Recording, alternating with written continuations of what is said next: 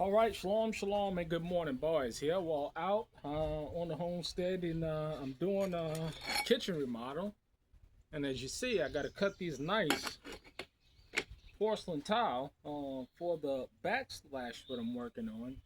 But what I wanted to talk about in this video is again a very important topic, and that is the idea of when you move to a homestead, right? When you move to a piece of land. Just cut this first, right quick.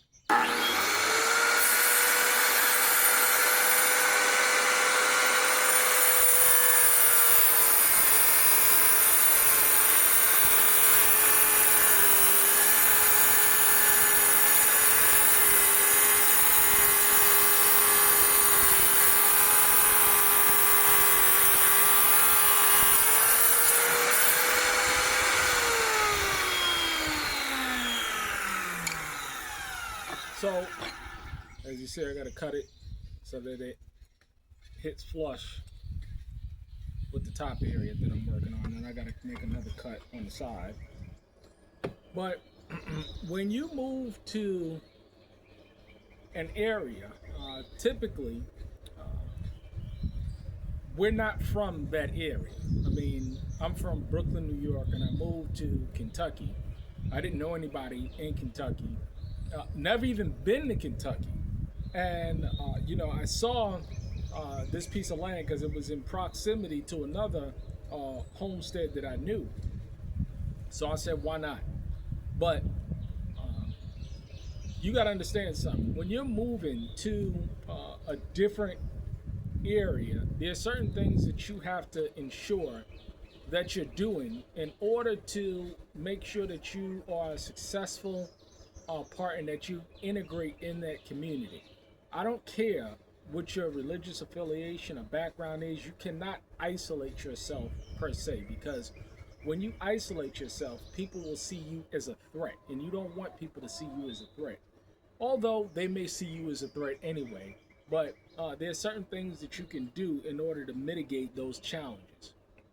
So, one of the things that I do, first and foremost, is that I treat people with respect, because respect goes a long way. When you respect another man or another, a person, another man, and they're a real man, they're going to acknowledge that respect, and they're going to reciprocate that respect.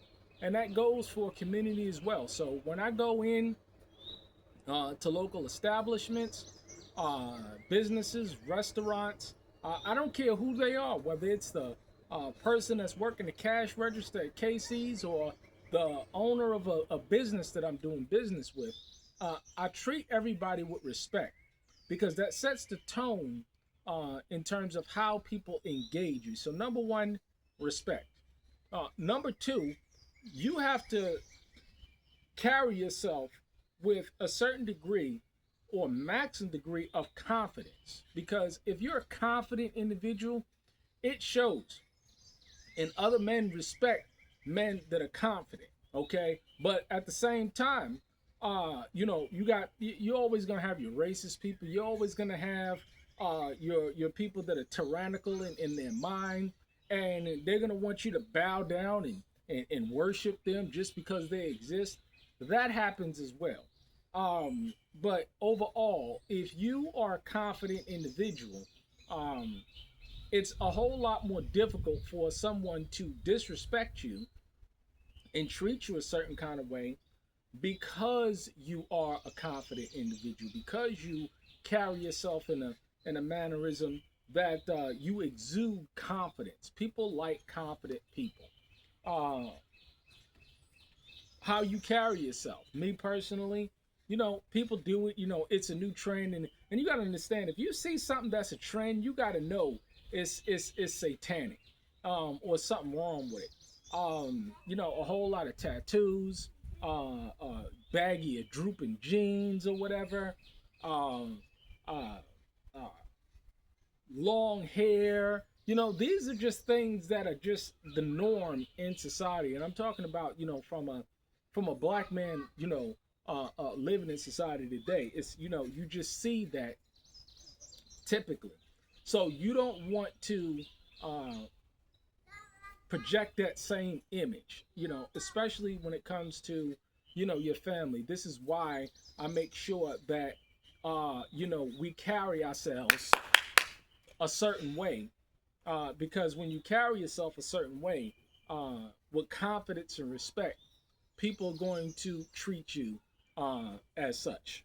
And third, but not least, you want to make sure that you uh, are a valued asset to society, that you bring value to that community, to that area. Because if you do that, um, then you're forced to be reckoned with. Because in this day and age, you have a lot of leeches, you have a lot of pariahs, you have a lot of people that have an entitlement mentality, and that's just not going to work, especially out here in these rural areas where they have local economies. They're not based on what's going on 100 or 1,000 miles away. They have their own local economy. So you want to make sure that you are interjecting yourself and being a valued asset within that local economy. And this is why I always say real skills, real skills, real skills.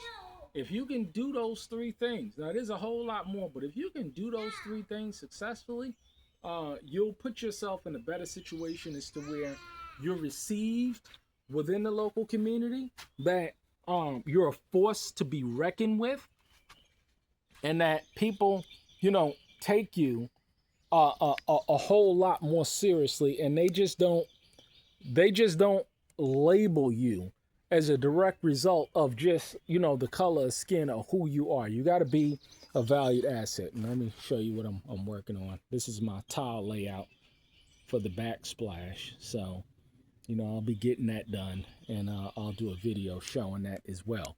But it all goes to real skills, and because when you can produce and value, you're a force to be reckoned with. So always take those things into consideration: respect, confidence, and being an asset. All right, shalom.